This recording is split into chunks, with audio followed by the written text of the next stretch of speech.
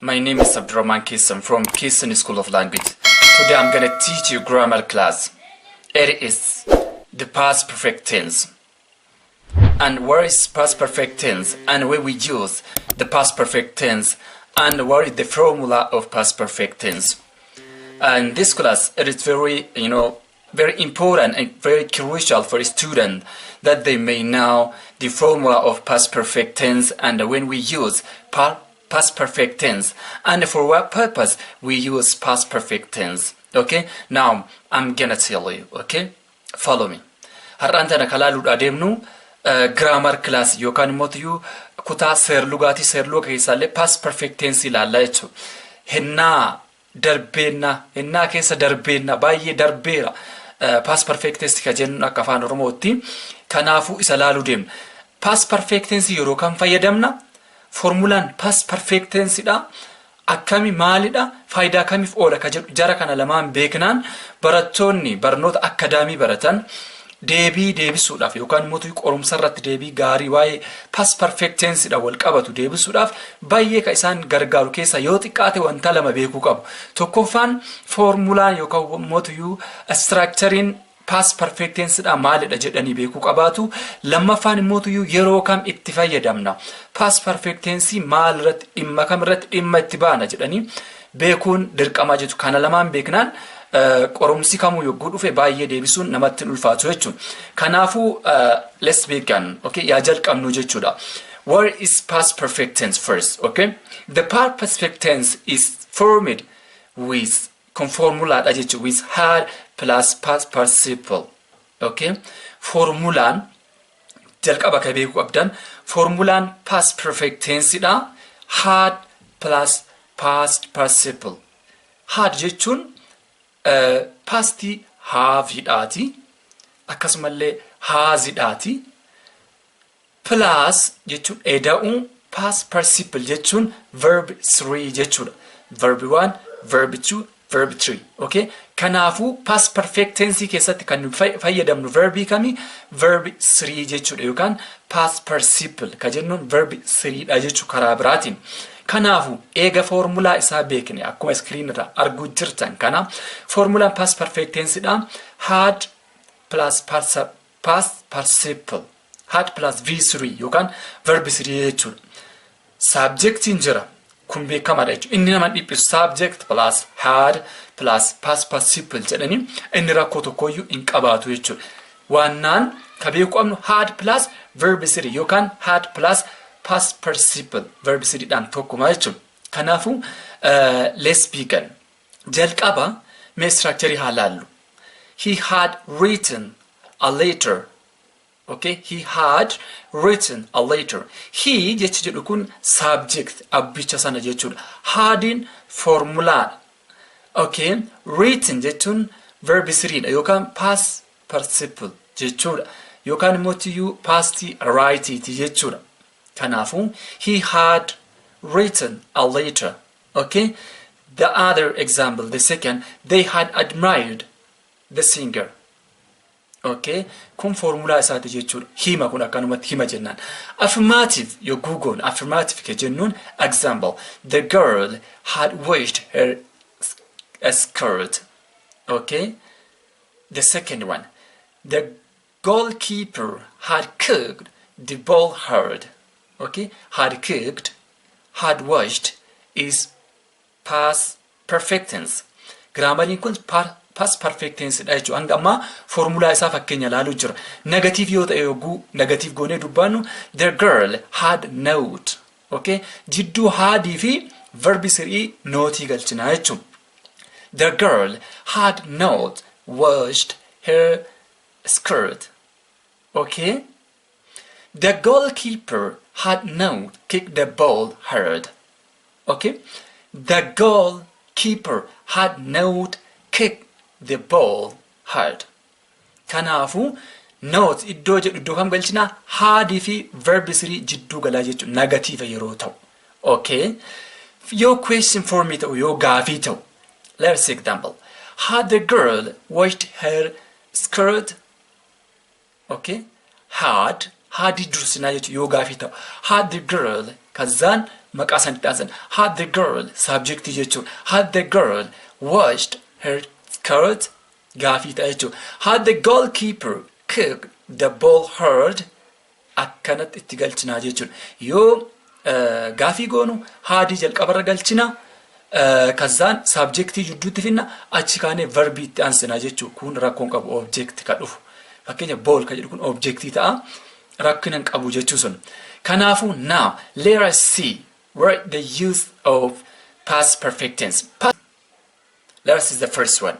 Faayidaa past perfect tense dha. Yookaan immoo past perfect tense yeroo kam itti fayyadamna kan jedhu ilaalla jechuudha amma. Dura formulaa isaa laallee jirra. Akkuma formulaa laallee amma mootuyyuu past perfect yeroo kam fayyadamna past perfectiin faayidaa akkamiitiif oola ka jedhu ilaallaa jechuudha. Kanaafu jalqaba irratti the first one. The past perfect tense is used to express an action which happened in the past before another action. Okay? Past perfect tense faayidaan isaa gocha darbeenya keessa raawwatame tokko. Gochichi darbeenya keessa taa'eera. Taateen kun darbeenya keessa ta'ee jira. Gochi biraa mootuyyuu isaa as ta'ee jira. Gocha darbeenya keessa ta'e sana ammoo kan ittiin ibsinu past perfect tense dha jechuudha. Gochi lama wal bira kan ta'e fakkeenyaaf gochi lama yoo wal bira ta'e sa'aatii tokkotti dhuun sa'aatii garaagaraa lachuu darbeenya keessa ta'e kan dursee ta'e san kan ittiin ibsinu past perfect tense dha jechuudha. Gocha darbeenya keessa gocha biraa dura raawwatame kan ittiin ibsinu past perfect tense dha. Kun asirra hubatamuu qabaa jechuudha. Maaliifii formulaa keenya yookaan immoo seer lugaatu akkasidha jechuudha. The past perfect tense is used to express an action which happened in the past before another action. Okay? Faayidaan past perfect tense dha. Gochi tokko darbeenya keessa raawwatamuu isaa nu agarsiisa. Gochi kunuu gocha biraa dura raawwatamuu isaa nu agarsiisa. Okay? Waliin galcha fakkeenya yaalaallu jechuudha. Let us see an example. Okay, the first one is when Asia had booked an airline ticket before her husband told her to cancel the journey. Jechichi kun amma gocha lamatu ta'e jechuudha. Taate lamatu ta'e. Taateen jalqaba taate when Asia had booked an airline ticket yeroo Asiyaan tikeetii bararaadha murattu already murattee jirti. Had booked goote murattee yogguu jirtu her husband jaarsi ishii yookaan abbaa warraa ishii told her to cancel the journey. Erga ishee murattee booda abbaa warraa ishee akka cancel gootu bararaa kana yookaan tikeetii kana akka gubdu itti himee jedha. Himichi kamtu dura ta'e gocha kana keessatti Asiyaan tikeetii murachuudha. Kanaafuu ka Asiyaan tikeetii muratte kana karaan ittiin ibsinu past perfect tense fayyadamnee ibsinaa jechuudha. Yeroo baay'ee ka isin beekuu qabdan past perfect tense kan waliin deemu simple past tense wajji deema. Simple past tense as keessatti her husband told her to cancel the journey ka jedhu kana jechuudha. Jaarsi ishii yookaan mootiyyuu dhiirsi ishee akka bararaa kana cancel gootu yookaan immoo akka murtu itti himuudha. Simple past told isa jedhu kana jechuudha. Let us see example 2. Ato Ali had written his biography when he won a lottery. Okay? Jecha kana keessatti Ato Aliin biography isaa barreessee jira yookaan yeroo lottery injifatetti. Okay? Yeroo lottery injifatetti biography isaa barreesseera. Kamtu dursa Ato Aliin biography yookaan immoo seenaa isaa barreessuu isaatti dursaa jechuudha. Kanaafuu past perfect tensein barreessuu isaa had written. Okay? Barreessee jira. Yeroo lottery injifatu already seenaan isaa barraa'ee jira jechuudha. Barreessee jira namtichi kun. Kanaafuu past perfect tenseidhaan ibsinaa jechuudha. Fakkeenya biraa yoo laal when I arrived at bus station. Fakkeenya kana halaalu fakkeenyaaf yeroo ani buufata konkolaataa gahutti when I arrived at the bus station the bus had gone. Okay? Yeroo ani buufata konkolaataa gahu konkolaataan bahee jira. Come to dursa when I arrived. This is simple past tense. Okay? The bus had gone. Kanaafuu baasiin yeroo an konkolaataa yookaan mootiyyuu buufata konkolaataa yeroo ani gahu baasiin darbee jira bahee jira jechuudha. Kanaafuu hima kana keessatti kan dursa raawwatame eenyu baasiidha jechuudha. Yoo ati buufata konkolaataa geessu baasiin hin jiru already darbee jira jechuudha. Kana isa maaliidhaan ibsinaa? Past perfect tenseidhaan ibsinaa jechuudha. Kan lammataa when I arrived at bus station ka jedhu simple past arrived. The bus had gone ka jedhu immoo past perfect. Baasiin si dursee bahee jira jechuudha. Kanaafuu gocha darbeenya keessa raawwatamee gocha dura ta'e past perfect tenseidhaan ibsinaa jechuudha. Lachuu gocha darbeennaati. When I arrived at the bus station ka jedhullee yeroo an buufata konkolaataa gahu already geetteerta past jechuudha darbeenya. The bus had gone ka jettullee baasiin deemee jira jechuudha. Yoo ati buufata konkolaataa geessu already konkolaataan darbee jira jechuudha. Kanaafuu konkolaataa si dursee baasii buufata konkolaataa bahee wanna ta'eef past perfect tense fayyadamna jechuudha. That's an example. When I arrived at the hall, yeroo an galma gahu, the meeting had started. Okay, yeroo an galma gahu walgahiin eegalee jira jechuudha. Kamsu dursee eegal walgahiin eegalee jira. Kanaafuu walgahii kana ka ibsinuun had started ka jedhu kun past perfect tense. I arrived ka jedhu achi gahuun kee galma gahuun kee immoo simple past. Kanaafuu past perfect tense yeroo baay'ee simple past wajjin deemaa jechuudha. Let us see the second example.